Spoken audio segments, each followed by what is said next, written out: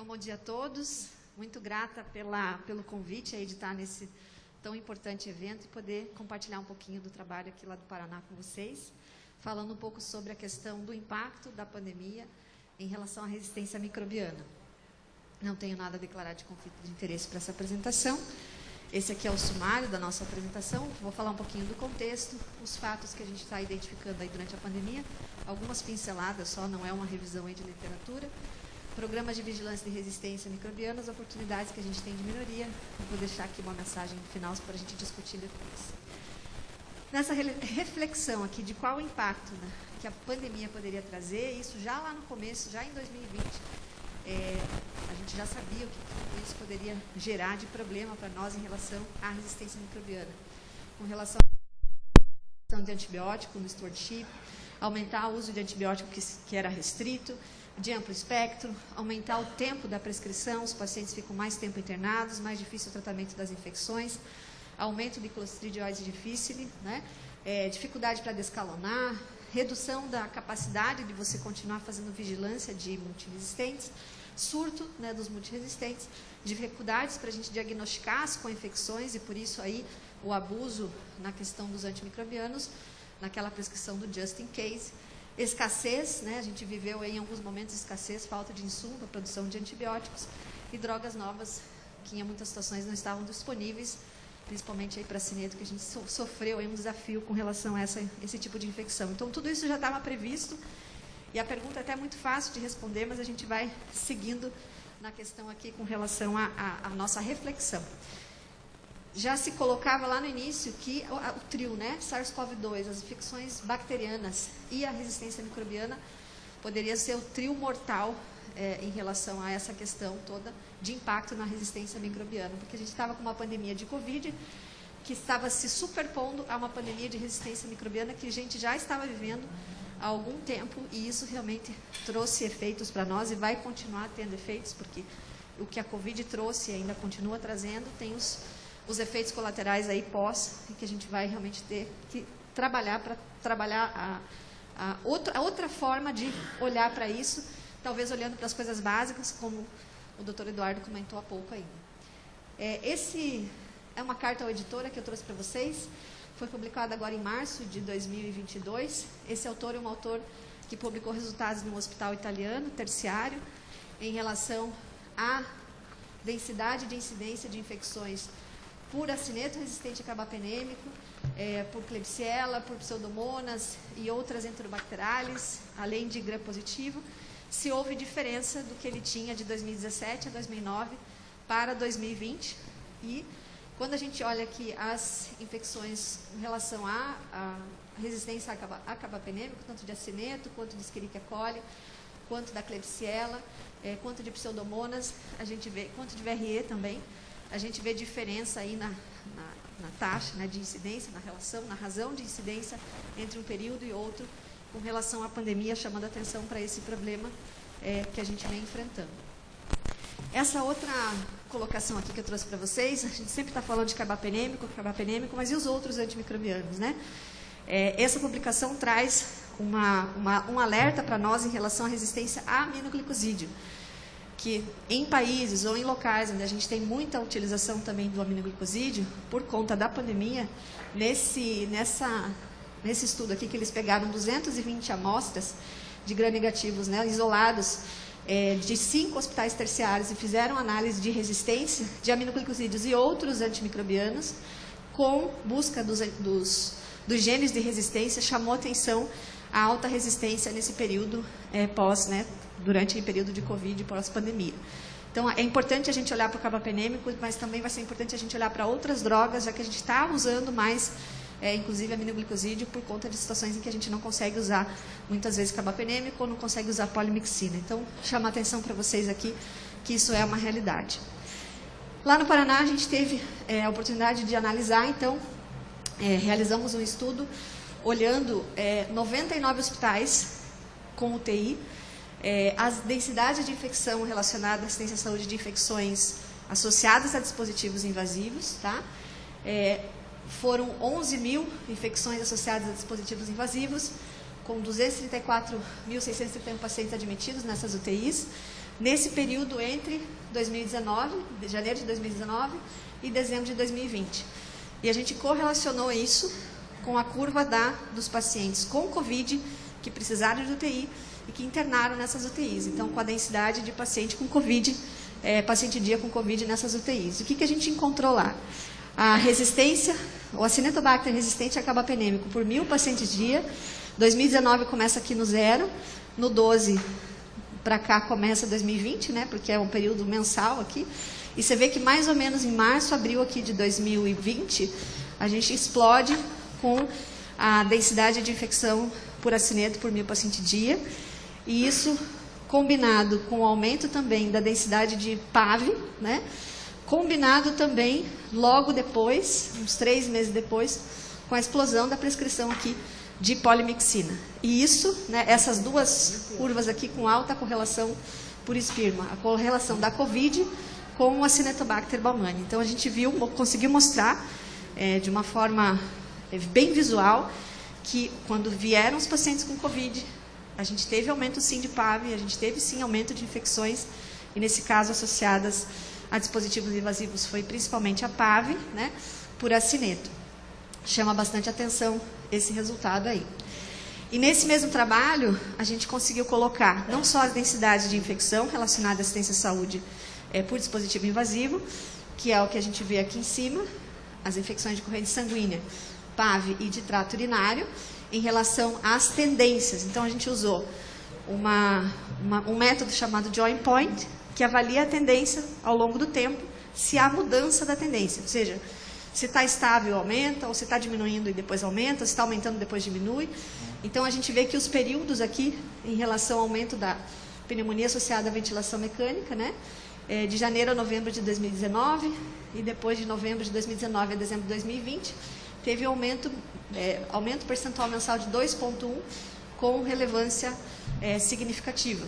E aqui a gente vê a mesma coisa no acineto, no período de abril para dezembro de 2020, um aumento que é aumento percentual mensal, né, de 14,2, também com alta relevância estatística aí.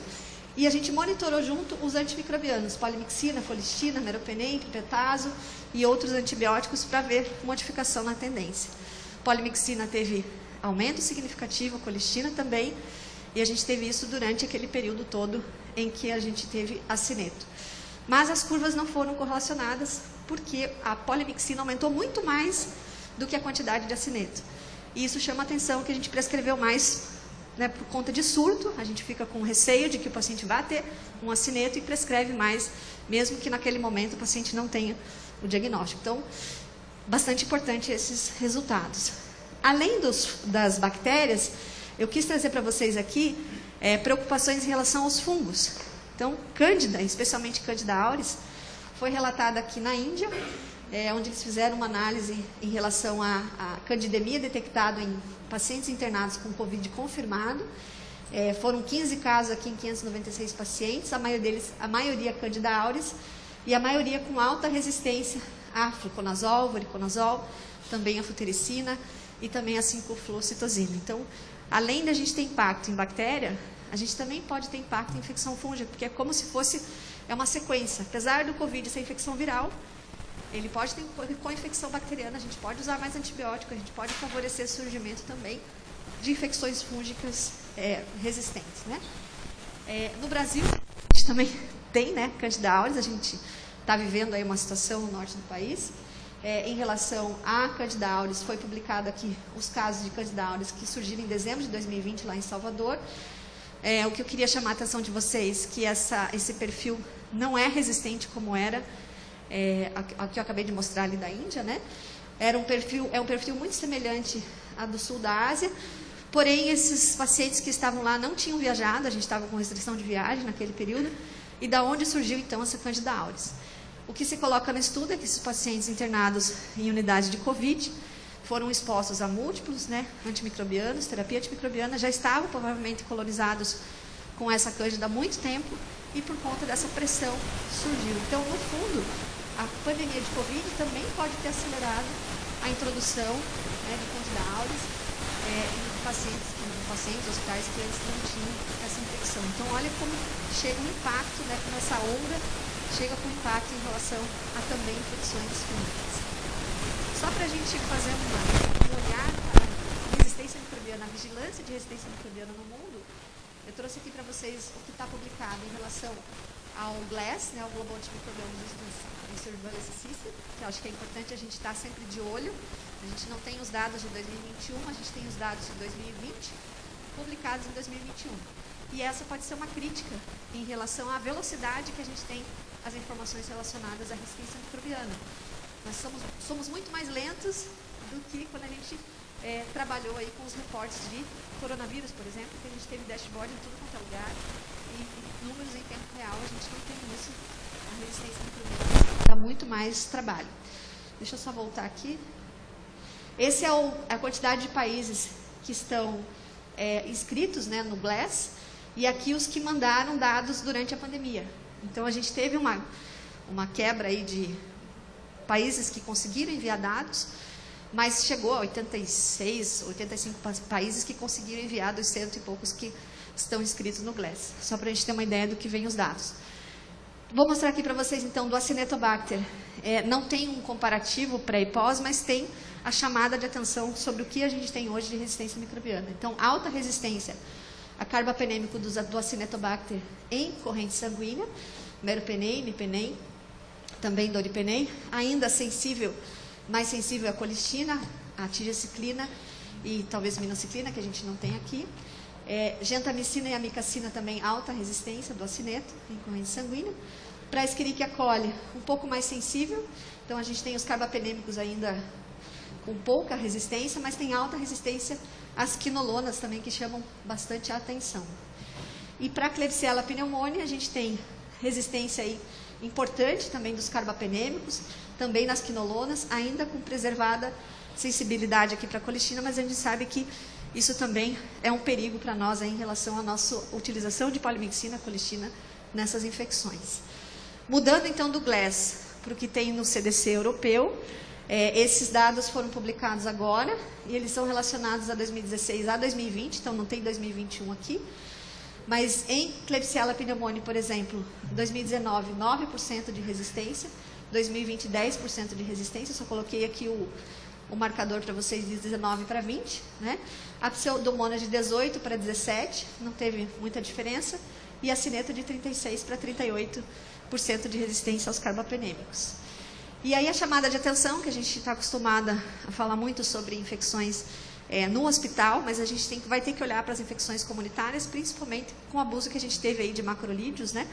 E a gente vai ter que ir atrás e olhar esses dados, atualizar, mas eu quis trazer aqui só para chamar a atenção que a gente também tem que monitorar Streptopneumoniae, que eu só coloquei a chamada de atenção para vocês no macrolídeo, mas ao longo de 2016, 17, 18, 19 e 20, não aumentou a resistência, na verdade até reduziu, se você contar de 2016 para 2020, aqui que foi a análise de tendência que foi feita nesse reporte. Mas é um ponto de atenção para a gente ficar de olho.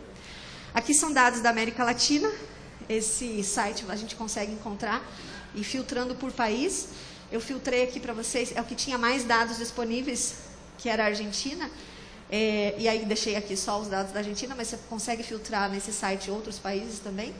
A curvinha aqui de 2011 até 2019, então a gente não tem dados aqui de 2020, 2021. Em relação à resistência da Pseudomonas a carbapenêmico, tá? De 26%, 25%. De resistência aqui do Acinetobacter a carbapenêmico, bem elevada também. E de resistência da Klebsiella pneumoniae aos carbapenêmicos, que é o que está em azulzinho aqui, mais ou menos aqui 20% e 19%. Então é bacana a gente ficar de olho também nesses programas de vigilância. E quais são os dados do Brasil, então? No Brasil, você consegue encontrar esses dados publicados no Boletim de Segurança do Paciente, já tem de 2020, 2019, e está sendo preparado aí de 2021. Se você entra nesses links aqui, você vai vir para um Power BI, e daí nesse Power BI você vai filtrando aquilo que você quer monitorar. Então, 2020 foram 1.856 serviços cadastrados, 1.720 hospitais que mandaram dados.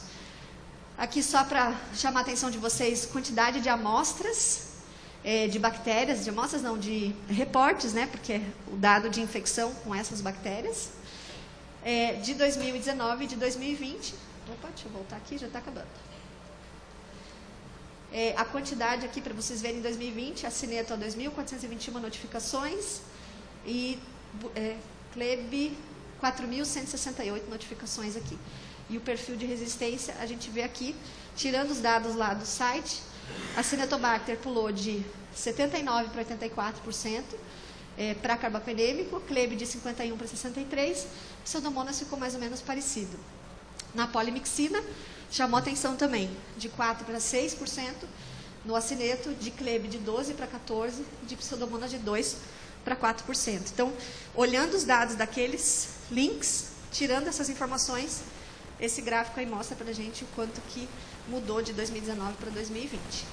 E no Paraná, como a gente tem lá o sistema online de notificação de infecção hospitalar, resistência microbiana e antibiótico terapia, as CCHs colocam lá por topografia, por serviço, por tipo de infecção, a quantidade de bactérias para cada situação envolvida. E aí a gente consegue ver, fiz uma seleção também dos boletins de 2019, 2020 e 2021, mesma ideia, né, com o gráfico, em corrente sanguínea, o carbapenêmico aumentou de 70% para 74% e 77% de resistência para acineto, a pneumonia de 73%, 82% e 87%, a resistência para acineto, nos carbapenêmicos para pseudomonas, em corrente sanguínea, em torno de 20%, 24%, mudou de 20% para 24%, e pneumonia ficou de 31% para 26%. E na Klebsiella, em corrente sanguínea, de 26% para 30%, e aqui na pneumonia também, uma escadinha de 34% para 38%. Então, isso o dado específico lá do Paraná. E a gente tem no Brasil o BR-GLASS, que inicialmente começou com 5 hospitais, e hoje já tem 11 hospitais. Os dados que estão publicados aqui são de 2018, desses 5 hospitais, mas provavelmente vai vir na sequência aí, a partir de 2019, 2020, né, 2021, os dados do GLASS, que daí são dados diretamente do laboratório, né, os dados microbiológicos. Aquele que eu apresentei são dados das infecções relacionadas à assistência à saúde que esses CCHs reportam. Mas mesmo assim, só olhando para dar uma ideia, quando você olha tanto a pseudomonas, quanto a Kleb, quanto a acineto, o percentual de resistência, que daí aqui você tem comparação com outros programas de resistência, são mais ou menos parecidos com aqueles da infecção relacionada à assistência à saúde, praticamente validando o que a gente vê no dashboard lá das infecções, tá? Então, a gente precisa guardar os dados para a gente ter uma ideia aí em relação ao GLASS. Então, respondendo a pergunta, nos últimos 2 minutos, durante a pandemia, a gente teve impacto, sim, no aumento da resistência microbiana. Eu tomei a liberdade de mudar o título e tirar bacteriana para microbiana, para poder falar também da questão dos fungos, né? Eu diria para vocês que sim, a nossa resposta, nós tivemos aumento, por causa de exposição que tivemos a muitas fragilidades que ficaram muito expostas com a pandemia de Covid. Não foi o SARS-CoV-2 que produziu a resistência na bactéria, mas o que aconteceu quando a gente enfrentou isso, expôs tanto as nossas fragilidades, e são essas fragilidades que a gente tem que olhar com muita consciência, né, muita transparência, e trabalhar para não ter problemas futuros, ou até tentar mitigar e retroceder com essa questão. Então, eu diria para vocês que, mesmo com uma infecção viral, que foi a pandemia de Covid, a gente, com isso, teve um burden, né, de infecção bacteriana, por várias razões, até que a gente comentou na aula anterior, né, com imunossupressão, a própria facilidade que a Covid tem de fazer esse aumento da destruição do epitélio pulmonar e de facilitar a infecção bacteriana, a gente usar mais antibiótico, né, ter dificuldade de diagnóstico. E a gente abusar muito dos antibióticos traz impacto também nas infecções fúngicas. Então, está tudo misturado, não tem como separar, né? Isso é uma coisa importante. E, por final, eu diria para vocês que a gente tem um desafio para um programa de prevenção e controle de infecções e multiresistência. E eu digo para vocês, gente, que o sucesso está em garantir o básico. É o básico que vai funcionar, não tem como, né? Então, nesse esquema aqui, que a gente utiliza bastante lá no Paraná, sobre a questão dos pilares do controle de infecção, a vigilância de IRAS e resistência ela tem que ser intensiva, mas só a vigilância da resistência das infecções não vão fazer nenhuma modificação. A gente precisa trabalhar protocolos, que são esses pilares, né, de controle de infecção, higiene das mãos, sim, né? A gente está falando disso há tanto tempo, mas se você for olhar nas realidades das nossas instituições aí, a gente não tem uma excelente adesão e a gente deveria ter uma excelente adesão, né? Medidas de precaução e isolamento, os bandos de prevenção das infecções associadas a dispositivos, menos dispositivos, mais cuidado, né? Limpeza e desinfecção de ambiente, sem dúvida, muito importante para toda essa manutenção aí. E o stewardship, o último pilar aqui, eu sempre comento que se nada disso funciona, a gente aumenta a quantidade de infecções e necessidade de antibiótico. E aí a gente acaba só enxugando gelo lá no stewardship. Porque a gente não vence daí a quantidade de problemas que a gente tem que trabalhar porque não prevenimos as infecções. A base dessa casinha aqui, recursos humanos, educação, liderança e segurança institucional. E as oportunidades de melhoria que eu coloquei aqui para vocês, para a gente finalizar, que é manter esse programa realmente estruturado, implantado e monitorado, integrar o PCI com o stewardship, né? Integrar diagnóstico etiológico, vigilância laboratorial, adequação de estrutura, educação e preparo de enfrentamento para essas doenças emergentes. E a última mensagem final, eu diria para vocês assim, sim, impactou na resistência, porque expôs nossos pontos de fragilidade. E a minha mensagem para vocês é, se a gente tiver uma adesão consciente e comprometida às medidas básicas de controle de infecção, né? Cada dose de antimicrobiano prescrita ou não prescrita com consciência, a gente vai salvar o nosso futuro, que é não ter todos esses milhões de mortes lá em 2050. Temos que trabalhar juntos e remar para o mesmo lado. Juntos somos sempre mais fortes. Então, essa é a minha mensagem para vocês. Finalizei aqui com um pouquinho de correria, mas acho que deu tudo certo. Obrigada.